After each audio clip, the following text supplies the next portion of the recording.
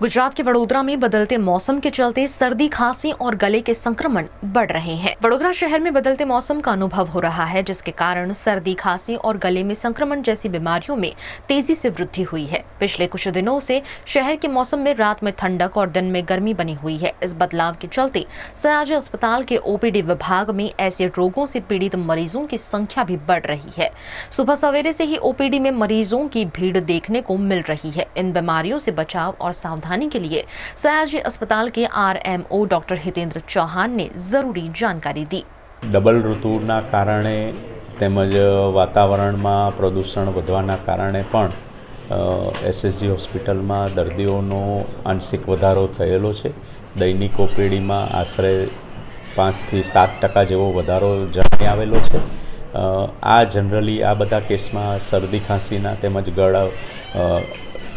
ગળામાં ઇન્ફેક્શનના કેસીસ વધારે જોવા મળી રહ્યા છે।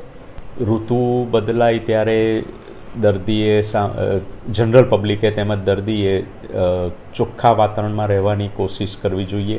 ધુમાડાથી, ધૂળથી, પ્રદૂષણથી દૂર રહેવું જોઈએ। બીજા દર્દીઓના કે જેને ઓલરેડી આ રોગ થઈ ગયો હોય કે જેને અત્યારે પણ બીજું ઇન્ફેક્શન ચાલુ હોય તો એવા દર્દીઓના સંપર્કમાં જ્યારે બી આવવાનું થાય ત્યારે માસ્ક પહેરવાની રાખવું જોઈએ અને પૌષ્ટિક ખોરાક લેવો જોઈએ।